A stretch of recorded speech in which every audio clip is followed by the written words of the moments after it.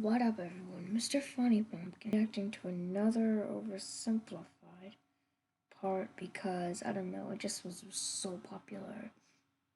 Let's get to this then.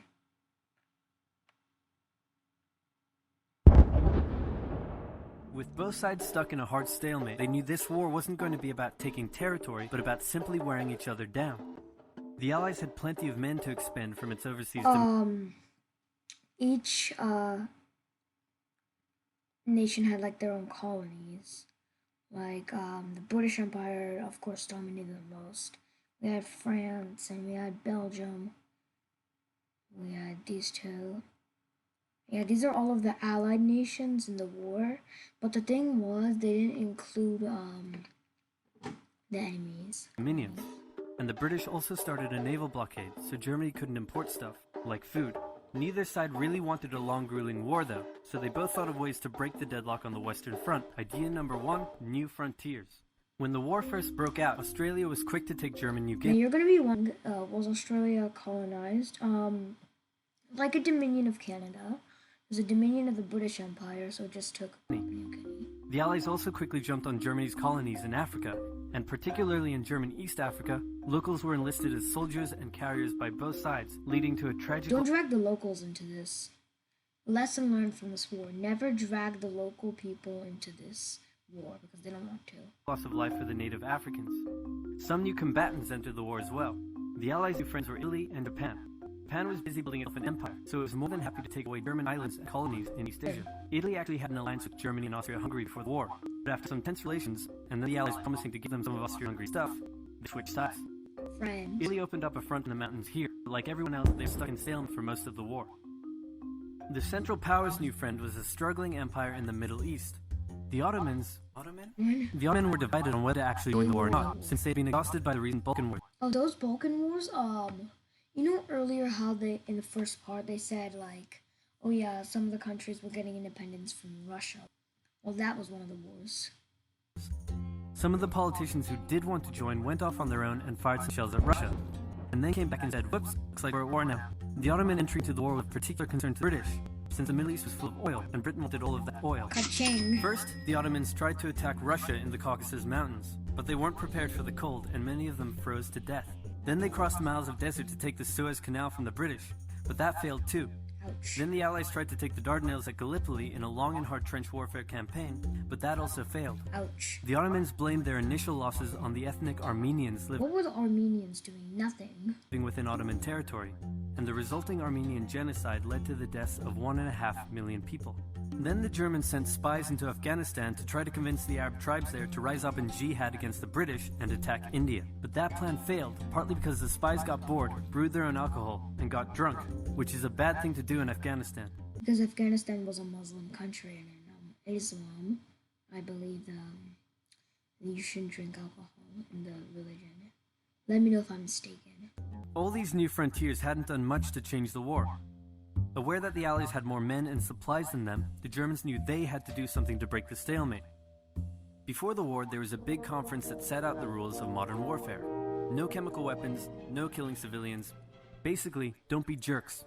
The Germans held a meeting and decided to be jerks. Let's be jerks. Zeppelin air raids commenced over British cities. They also started attacking the Allied trenches with chlorine gas, and they used submarines to sink civilian ships. Yes.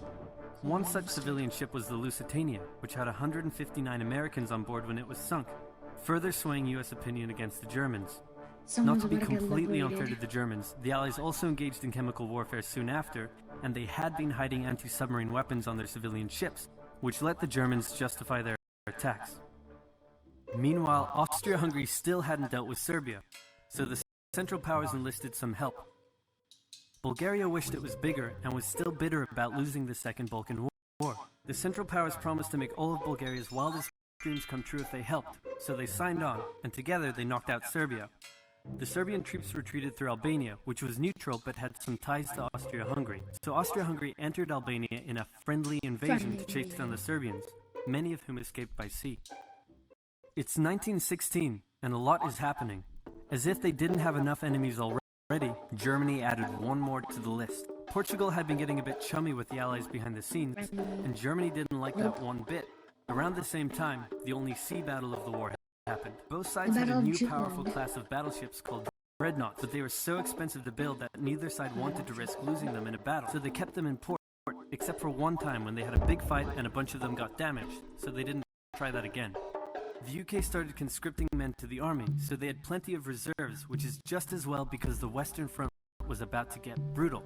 The longest and one of the bloodiest battles of the war started when the Germans launched an attack around the French city of Verdun. The French defended it desperately, leading to hundreds of thousands of casualties. Under pressure, the French called on its allies to do something to draw the Germans' attention away, so the British started their own long and brutal fight, the Battle of the Somme, with 60,000 British casualties on just the first day. It was also here that the British first used one crazy brand new piece of sci-fi technology. The Russians had been getting pushed back further and further into their own territory, but in response to the French call for help, they began a huge offensive, and did really well until they ran out of supplies and got stuck.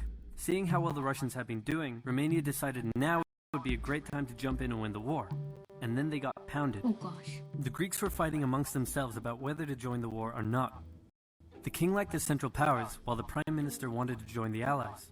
After a brief national schism, during which the country split into two, the king finally abdicated and the country reunited. With Allied help, they began a new offensive. In the Middle East, Russia was pushing into Ottoman territory from the north. The British had also made a landing in Mesopotamia to protect Persia's oil fields, and they had also sent a small army up the Tigris River to try to take Baghdad, but the army got sieged in the town of Kut along the way, and eventually surrendered. A new offensive was launched from the south with all-out desert warfare. The offensive was aided by one famous British officer, better known as Lawrence of Arabia, who helped lead the Arab tribes in a revolt that wreaked havoc on the Ottoman supply lines. By the time 1917 rolled around, everyone was exhausted. There were mutinies in the French army, the German populace was starving, and the war had drained all of Russia's supplies. There was no clear winner, and it was still anyone's war. The only question now was, who was going to break first? I'm not going to spoil this. And the answer was Russia. Tired of not eating and mad that a crazy magic homeless guy was calling some of the shots, there was an uprising in Petrograd complete with riots and strikes. The riots turned into a full-scale revolution and a new government overthrew the Tsar. Then a few months later, the Bolsheviks overthrew the new government, and they pulled Russia out of the war. This was great news for Germany, who now only had to focus on the Western Front. But there was still one problem. The pesky United States of America was looking increasingly like it was going to join the war. America had been selling supplies to the Allies throughout the war and was getting super rich off the back of it, meaning it was in fantastic shape and was dangerous to the Germans. So Germany sent a telegram to Mexico saying, "Wouldn't it be crazy cool if you guys attacked America?" But the British intercepted the message, showed it to the Americans, and that was the final straw. American troops began shipping out to Europe.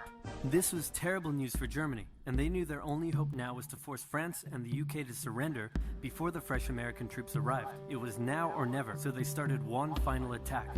They converged their troops and hit hard at the Somme and pushed the Allies back. They hit a second time further north, then again and again. With each hit, the Germans were spending more and more resources, while the Allies were getting better and better at repelling their attacks. By the fifth punch, the Allies held the line and even pushed back. With American troops now arriving in larger numbers, the Allies launched a counterattack, and that was it. The Central Powers were being pushed back on all fronts.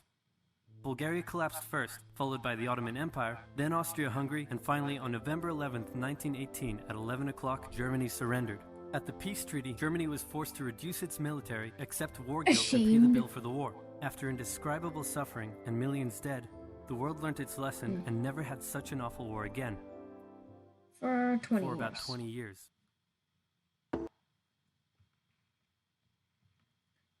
Alright, if y'all like this reaction a lot, leave a like and subscribe because I will be doing more like this. If y'all can like and subscribe, of course. I am out.